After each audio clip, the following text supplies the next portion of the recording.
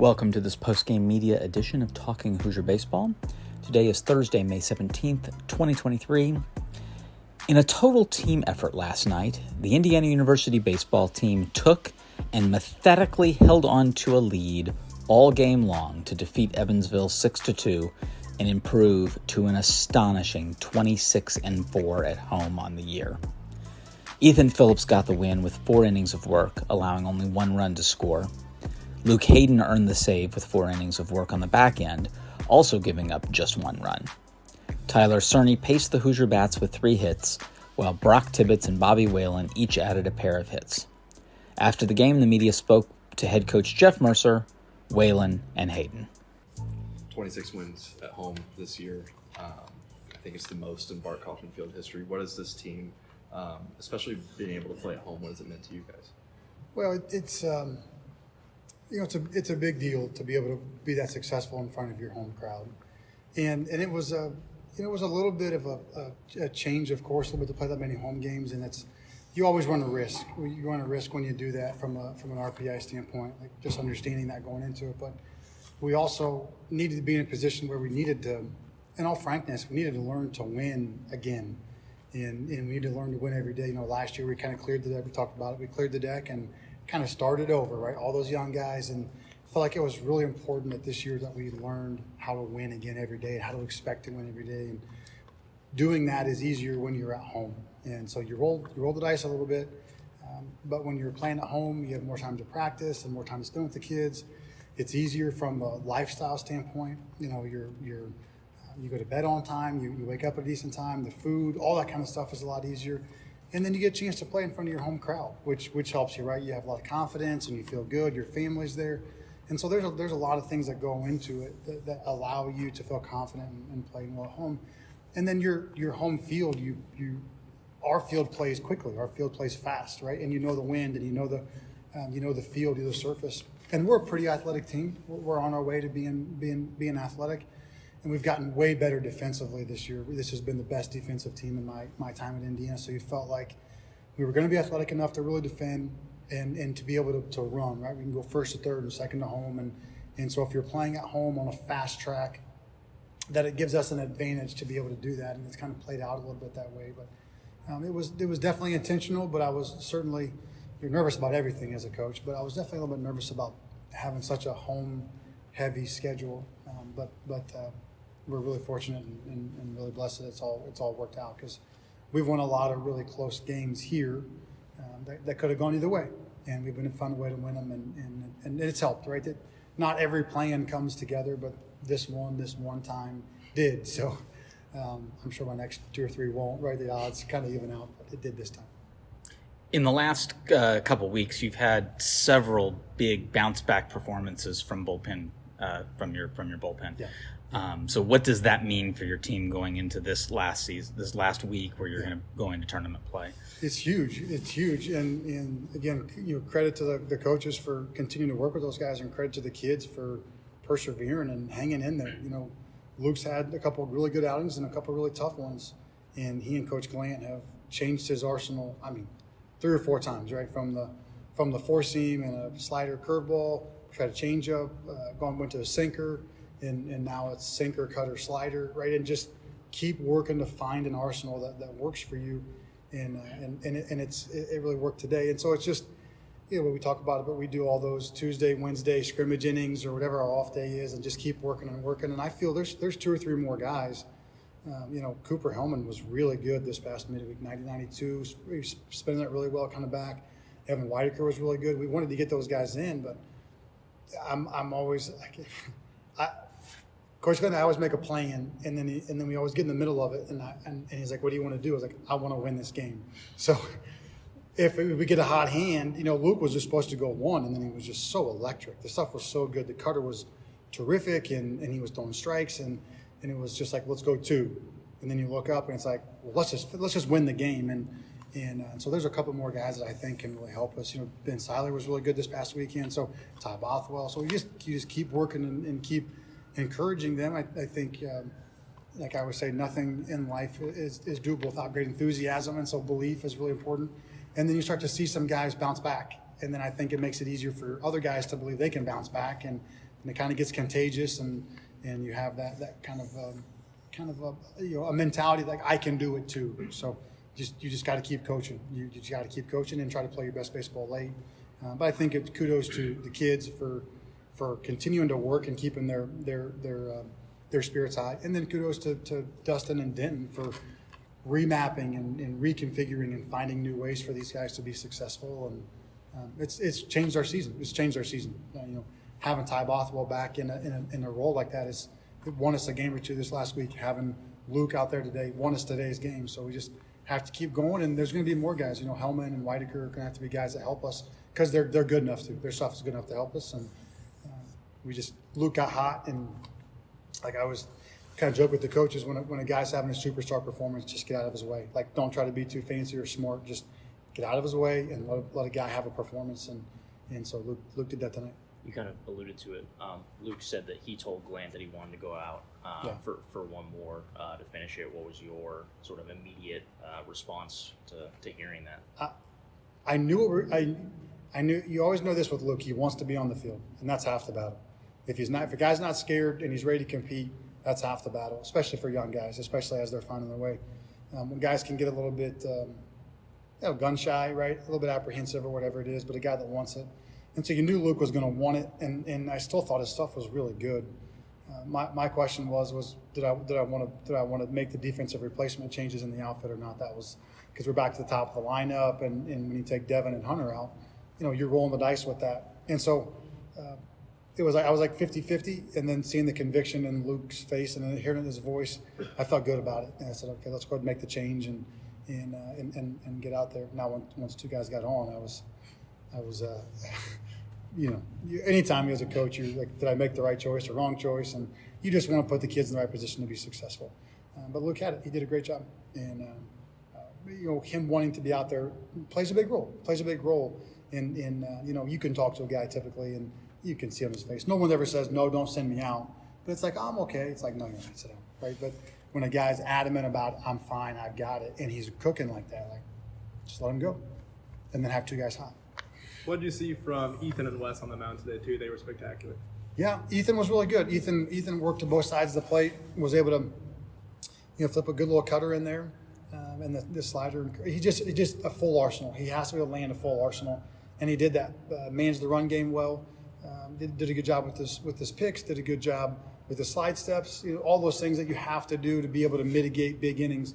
And I told the team, and I told Luke that because I thought Luke kind of showed some body language after the home run. But solo home runs seldom win games. They just don't. The game is predicated on 2 and 3 and 4 run innings. And so if you limit their offense, and they have a good offense, they have a good team, they've won 31 games, and West does a great job. If you limit them to 2 solo homers, you're doing a really good job. And so if you don't give away free bases, if you take care of the ball, and you manage the run game, you have a chance to really limit people. And that's what he did. We were looking at one time through, 2, maybe 3 innings, and he ends up going 4. And that's a huge shot in the arm for us. And then we're able to, sneak West in there. Again, West managed. West did a good job managing. He was better today than he was last week. He and I talked today, and he's a guy that's super confident in his ability and wants to be in there and voices it. And I appreciate that. I want him to. You want those guys to want to be in the game, and you want them to be adamant about it. And I want those guys to have a relationship where they can come and communicate those things and understand that there's a baseball side and there's a personal side. And I would much rather them come and talk to me about it than sit in the locker room and talk about it. Just come talk about it man to man. And I'll tell you exactly where I stand and what the expectations are. And Wes did that. You knew if Wes was in the zone. He's such a hard matchup. He has the highest swing and miss whiff rate on a fastball on the team for us. Like a 45% whiff rate on his fastball, incredibly high. He's got to be in the strike zone. And he's got to manage, and he's got to control himself. And he did that tonight. And then he landed the changeup, and now the fastball really jumps when he lands the changeup, and he was able to get out of the inning. He's got the Schellenberger kid who last year was the best hitter we saw last year the entire season, regardless of who played. He was the best hitter we saw last year. And I think it was the first and third, and he beats him and pops him up to Pine for the third out. And he did a good job, and we're going to have Wes. But yeah, those guys did a really good job overall. I mean, to give up 2 runs to a good Evansville team on a midweek with a lot of guys that haven't thrown a ton of innings recently is a terrific performance by our pitching staff, a terrific performance from Coach Clanton, from Denton, putting together scouting reports, putting together plans. Just an excellent job. So Josh Pine comes right off of a national accolade, hits a double right off the bat, turns a really great double play. What can you say about Josh's? He is continuing to play well at this point. Yeah, I told him he needed to do a better job of standing the other way with the guy on first and third when he struck out. No, Josh is a great player. He's a great player, and he wants to be coached. He wants to be held to a high standard. He wants to do those things. No, he's just done a great job. That double play he turned was game-changing play. It was a huge play at that moment. And then him to stay on the ball with 2 strikes, hit the ball the other way. And he's just really beginning to find himself as a young ball player. To have success as a freshman is great. And it's hard to do, but it's not as hard as doing it again the second time. Everyone knows you. There's expectations. You're dealing with things. It's just there's a lot of behind-the-scenes pieces that make it hard to do it again as a sophomore. And he's battled the whole year, and he's really kind of found himself now, which is what, the real, this is off topic, but it's the real positive of college baseball over minor league baseball, where you have just a supporting cast around you that really can help you to find yourself. And when you leave, you're ready to go and be that player. And that's what Josh has done. He's worked really hard. He has a great supporting cast, has an awesome family, and he's taking the next step. Something we always kind of say, you watched Brock Tibbitts earlier this year become a superstar in front of you. You can just kind of see when guys take the next step as a player. And Brock did that earlier this year and has carried it through. And you can see Josh taking that next step now. It's like I'm a game-changing player in all phases of the game to all parts of the field. And so now he's got to be able to apply a different approach in different situations and be able to play the whole game in totality. But he's been pretty special the last 2 weeks. Short week this week, moved up by a day. You already know that next week's going to be a short week as well. Yeah. How do you foresee the challenge of managing the pitching staff this weekend? Well, tonight makes things a lot easier. If I think back to where we were a year ago today, playing a doubleheader on Sunday and throwing, Brimmer threw twice and Bothwell ran it out, and we had, a Tuesday game and nobody to pitch on Thursday. I mean, we were out of bullets. And now we go into it with essentially everybody lined up the way they need to be. So whether we can do it or not this weekend, we'll be in a good position, and we'll have everybody where they need to be at. And we've worked really, really hard. And Mother Nature helped us because I thought we were going to get banged on Friday, and that would have really put us in a tough spot going into this week and the next week. But Luke doing what he did today. If we end up playing on Tuesday, Luke doing what he did today it's going to be a bullpen day for everybody if you play on Tuesday in the conference tournament. And so that gives you a lot of confidence going into that and having some of those guys. So we are in as good a position as we can be going into this weekend. And, we've done it in an unorthodox way all year. This weekend won't be any different, and neither will the conference tournament. And if we play in the postseason, neither will that. So it'll have to be all hands on deck, and we'll have to match guys up and clear the deck and do all the things that we've been doing. But, it's worked every weekend except for one all year. And so, we got to find a way to make it happen again this weekend. And regardless of what happens, I'm just really proud of them. They've done such a good job to think about where we were at a year ago today, to have a plan, to have a vision, to have the guts to go for it, and then to have the kids that buy into it and then believe in it, invest in it, and aren't discouraged and keep showing up. And I want to win. Everybody wants to win, but the human element of that is like, I don't care. I'm so proud of them. I'm so happy for them. I'm so happy for the guys that came back to turn down pro ball to come back. Glasser and Ellis and Bobby and Todd, all those guys, Hunter, all those guys that came back to get to experience success and winning at a Power 5 level and to have a chance to compete for a championship in the last weekend is why you do everything that you do, and not just go play. Whatever happens, just go play and let the cards fall where they will. Bobby mentioned a couple of in-between inning adjustments that you guys made, seeing a couple of different profiles. Yeah. How important are those inning-by-inning adjustments? You've talked a lot about this year about the game-by-game adjustments. Critical. I had a hitting coach when I was in college, probably the best hitting coach I ever had. When I was a sophomore, he used to say, like, bad hitters adjust week to week, good hitters adjust game to game, like great hitters adjust at bat to at bat, and the best hitters adjust pitch to pitch, something like that. And it always stuck with me. And we've been at a point where we've gone like week to week adjustments and game to game adjustments, and we're not all the way there where we need to be at of being able to go like inning to inning, pitch to pitch adjustments. We're still growing up through that part of it, but we're getting closer. We're getting better. We left some opportunities on the board. We had some, they did a really good job with shifts and they pitched into them and we didn't hit out of them. we had opportunities there with the guy on first and third, and just like a good matchup for us, and we expand the zone and pull off, and then we had first and second, left on left, and we were trying to hit the ball the other way. We just got in front of double play ball, right? So those are the things that when you're trying to play postseason baseball, we're trying to win a championship, you just have to find a way to make a better adjustment. And they understand that now. They know that, early on in the season, early on in your experience with the guy, coach is so mean. He's all over me. He's never happy. And you're trying to help them to understand that the games are going to be hot and heavy and fast and furious, and there's going to be adjustments and changes that you have to make like at the drop of a hat. And what you're trying to do is get them to understand the importance of it and then hold themselves to that standard and hold each other to that standard. And that's what we're getting now. It's like we have to make an adjustment. It's not me. It's those guys, right? We have to make an adjustment. We have to change. We have to do what the game dictates and the game requires us to do. And that's all part of the process. It's all part of growing until they understand and see it in real time. And the same thing on the mound, right? We're getting guys where they're coming in. Luke gives up a home run. And I didn't think his body language was great after that, right? He's frustrated and upset. And you can hear guys in the dugout chirping at him and telling him to keep going. He comes back in the dugout, and there's like 3 or 4 hitters that come running up. And it's like, that's the best stuff that you've ever thrown and some of the best stuff we've ever seen in Indiana. Like, if you don't keep your head up and keep going, like, then you've quit, like, not quit, but like you're not giving yourself the justice that you're due.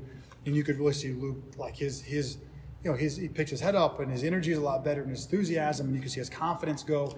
And that's what you have to have. Like, the team has to be led from within. It has to be driven by the players, because I'm not playing and Coach Glant's not playing. I can't come up in an RBI situation. All I can do is cheer you on and help you out. If you can't make an adjustment, then the game passes you by. And so that's what's been exciting to see the last couple of weeks here. And really, we talk about really post-Maryland, right? When you watched a great team, how they adjusted and how they acted. As a young team, it's like, okay, now we have someone that, like, now we've seen it in real time. Now we can go and try to mimic that behavior. And it's been really good for us. Nobody wants to get their butt kicked, but it's really helped us to grow and learn just by seeing it in real time with your own 2 eyes and being humble enough to watch and learn. And I tell the guys, there's 2 kinds of people in the world. There's 2 kinds of people in baseball for sure. There's humble and there's about to be humble, right? And so if you're not humble, it's coming for you quick. And so you better just keep your mind in a good spot and be willing to watch a really good team and then mimic their behavior and learn from it. Because there's no new ideas, right? Everything's stolen and everybody else is stealing from everybody else, so we might as well do the same thing. And those guys have done a really good job of learning and growing. 2 more? Just like the Purdue series, are you kind of planning to sort of align guys with just announcing Luke and just kind of playing it? Yeah. We'll go Sennard Thursday and TBD and just try to win Thursday. So if that means craft, Like, just take it one at a time, and then you're lining guys up for the weekend to win that day. And then, like we do, you have to trust not trust your offense, but you're gonna have to trust yourself. If you use somebody early on, you have to trust yourself to be able to play that third game from an offensive standpoint, and then trust your other guys to step up. Hellman and Whitaker and those guys are going to have to step up. But they're capable of doing that. They're capable of getting in there and being competitive and making big pitches, and that's the fun part about this year. You never know who the hero is going to be, and it's always somebody different. You just don't know who it's going to be this time of year, but there's always somebody. Luke Hayden today, right? If I told you guys today Luke Hayden was going to be the hero of the day, I don't know that anybody takes that bet, but he was the hero of the day. And so there'll be somebody else that we don't know, and they'll have to be the hero this weekend. And then you go to the Big Ten tournament, same thing, right? Same thing. But if you get a whole group of kids believing that today's somebody's day, and it could be my day, and then you have usually a self-fulfilling prophecy. So we'll have to do that. Seems like this year the lineup has really been a very solid constant throughout essentially game 1 to where we are now. How comforting is that as a manager to know that you essentially can just sharpie in the same guys and then not necessarily have to worry about that throughout the game? Yeah, it is. It is. Unfortunately, with Shepard and Ellis's injury, and that really kind of condensed the lineup. But we've been very blessed, and please keep Pete healthy here the last couple of weeks. But we've been really blessed. Outside of those 2 injuries, we've been able to stay predominantly healthy outside of that. And the guys have been able to produce, and they've played really well, and they stayed healthy. And the good thing is that group we have right now, the group that's on the field, they can all defend at least an average to most of those guys above average level, and then they're offensive enough to help us just move it along. You don't have to be a hero, just move it along. The hard part is when you have a guy that can defend but can't hit, or the guy that can hit but can't defend at all. Now you're in a really tough spot. And we're mostly beyond that now, where we've got guys that can really defend, and they can all bring an offensive asset to the group. And it is nice as a head coach. You kind of look at it, and the last couple of days, I kind of looked at it like, do I want to move this guy there? Some of those guys have been really, really hot, and it's like, where do I move them to? Like, who do you move out of where they're at? And the good thing about having a group of 9 guys that can hit is, like, you could take Tyler Cerny. It wouldn't be crazy if I took Tyler Cerny and moved him to the 2-hole, and it wouldn't be crazy if I put Hunter Jesse in the 3-hole right now. You could pretty much move those guys around. So just keep them right, left, and keep them where they're at. They're comfortable. They're playing well, and we have a lot of length.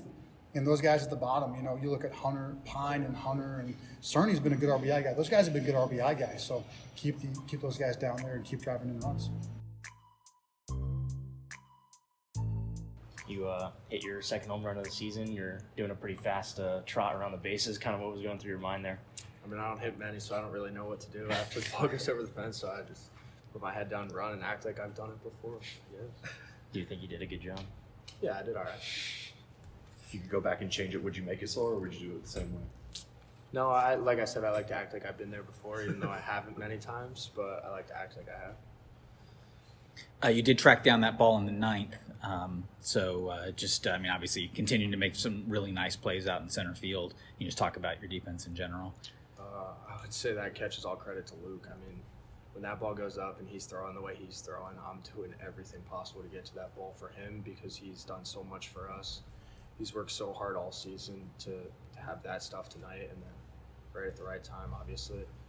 And yeah, I mean, all credit to him. And it's easy to play defense behind pitchers that you really respect and care about. How synonymous is the relationship between you and the pitching staff, not only the starters but the relievers too? Yeah, I would say it's really crucial. It's not even the pitching staff anymore. It's just Indiana. We're all so close. We all do everything together, and we're all on one train together. We all have the same goal, and yeah, it's the closest team I've ever been a part of, and yeah, it's a really cool thing. 27 wins all of last year, 26 home wins this year, the most in this stadium's history. Kind of what's the emotion?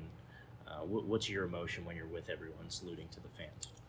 It's a really cool moment. We work so hard for it, and our fans show up every day, and we really could not be more thankful for them. Just no matter if it's 30 degrees or 75 and sunny, they showed up every single game. And yeah, I mean, words can't describe how thankful our clubhouse is for the whole state of Indiana and the fans. You mentioned everybody on the team having the same goal. Now you're 3 games away from potentially fulfilling one of those. What's kind of the mentality in the locker room heading into Michigan State? Yeah, I'd say the mentality is just keep your head down and do the same thing we've done the past 50 games because, I mean, it's worked and we've been focused. And yeah, I would say not making too much out of it. It's just same thing, same plan, and just execute the little things. How has the team utilized the extra time since school's let out? How have you guys been utilizing that extra time? We've been going to dinner with each other, and then obviously we come in, we hit a little bit more, but I would say mainly just hanging out together as friends, not really teammates, just as friends, and yeah, going fishing and doing stuff at the lake and just having fun together because you only get one of these times, and this month is really, really the best time of the year. You guys scored 51 runs last week and 6 tonight, not double digits as you did all of last weekend, but what's the feeling offensively like right now? I said we're feeling good. We're working as one unit right now. It's at bat after at bat after at bat, and their pitchers were good tonight. They came out with 4 totally different stuff, and yeah, they have a good pitching staff. So we scratched across 6 runs, and it was a good night for us. But yeah, as a unit, we're feeling good. You mentioned this just then about how you guys are adjusting to different pitching, because that had been something the coach had mentioned was a specific problem the team had. You might get hit one pitcher and then get stopped by the next. So has that been the message that you've been hearing, and what have you guys been doing to address that? Yeah, like I said, we're just trying to work as one unit. So if someone does get fooled, then we want to come back, not pout about our strikeout, but come back and help the guy that's about to hit. And I think we've just done a really good job of that from top to bottom, just adjusting from someone else's at bat instead of us having to fail ourselves to adjust, letting the failure of other people help us. And yeah, I think we've done a really good job of that the past couple of weeks. Going back to an earlier question, kind of feels like over this past weekend, now continuing into this week, you guys are kind of entering that phase of playing as one unit, collective team. Would you say that kind of having the time off from school or kind of that newfound time has kind of enhanced that sort of feeling? Oh yeah, definitely a little bit, but I would say this is the time that we worked for, and this was the time that we wanted to be playing our best baseball.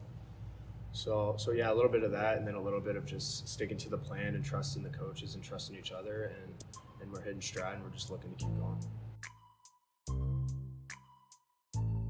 Luke, I've kind of noticed at the beginning of games when a starter is finishing up his bullpen pitches that the entire staff kind of just seems to stand around and watch at the back. What are those moments like before a guy comes That's in? something that Glant's kind of implemented this year.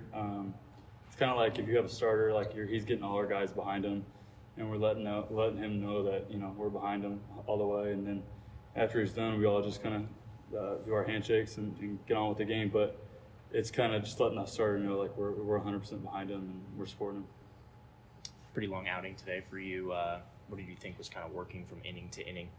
I think the big thing was this year I kind of working on a cutter and sinker, and haven't the last 3 weeks really thrown. We've kind of been hammering the cutter and threw those a lot today and paired really well with the sinker and kind of got me some easy outs, some quick pitch outs, and I was able to stay in the game a little bit longer.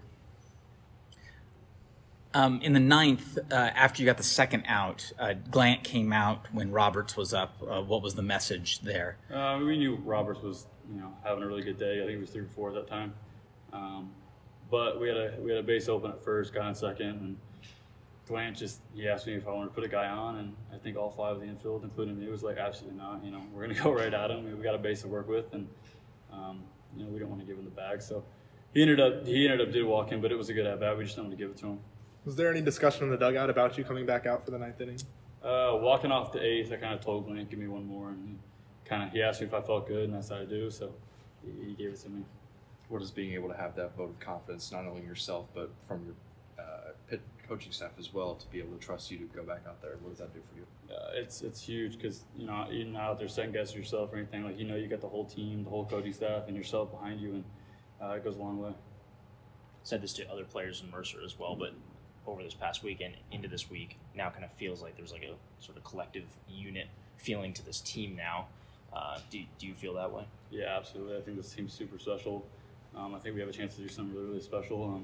We know what's at stake, but we're also taking it one game at a time. We're not going to get too far ahead of ourselves. But yeah, I think this team's really awesome. You're a Bloomington kid. What is getting to send off the fans there at the end mean to you? It was really cool. I had a lot of friends and family here. With it being summer, everyone's home from school. So, I knew that in the back of my head, but it was really cool. I think I heard them say over the loudspeaker that this was probably our best home record that we've had here at Bark Hoffman. It was really special, yeah. Did playing in front of those friends and family help you tonight, give you any more confidence? I don't think playing in front of family and friends really dictates how I pitch, but it's something that's cool, just being from Bloomington and knowing that your family and friends are behind you. But Glant and I have the same game plan every time I'm out there, and I wouldn't say anything fan-wise really changes that. You were locating your stuff most of the game. You did have a couple spots where things got a little wild, but you seemed to be able to dial it right back in. What's kind of the mentality in those moments, and how do you get past those? Glant preaches all the time, just attack. And something that we always kind of, if something doesn't go your way, you just put it in the back of your head and move on. That's something I think I did pretty good tonight. I think there was a couple of guys that got behind, came back full count, and I think it went like a 10-pitch at bat or something like that. But it's just relentlessly attacking and trying to suffocate the hitter with your stuff. Kind of been some discussion that now that you guys are out of school, that you guys have more time to practice and really hone in on stuff. You said that you've been working on a couple different pitches now. Would you say that the extra time has really kind of helped boost that progression along? Yeah, I mean, a little bit. I mean, we kind of stay on the same schedule every week. We like to keep it pretty consistent, but I mean, it's just, and now that school's over, like me personally, I have time when I'm at home, and I have more time to hone in and look up things and really focus later in the day when otherwise I'd be doing schoolwork. So I would say practice-wise, we stay pretty consistent, but I'd say outside of being here, that's given me more time to kind of hone in on some stuff. You started last year's home opener and then this time you sort of close this year's home season as well. Two very different teams. What has kind of been different about this year's team compared to last? This team we're young and old at the same time. Like we have like Phil Glasser and Bobby and Hunter and Pete, older guys, but also guys like Devin and Cerny. But then like the core like position player guys like Brock and Josh, and I don't think I'm leaving anyone out. Carter. We went through it last year a little bit, and we kind of learned pitching wise. It's been a little bit different this year. Like we saw what didn't work last year, and this year we're doing everything we can not to get back to that. And I think we're a little bit more mature and crisp and been through it. That concludes this media edition of Talking Hoosier Baseball. The Hoosiers travel to East Lansing for a 3-game series at Michigan State. The entire series will be on Big Ten Network, with Thursday and Friday games at 8 p.m. Eastern and Saturday's game at 3 p.m. Eastern. While this year's home slate is concluded, a day will come when we will see you at the BART.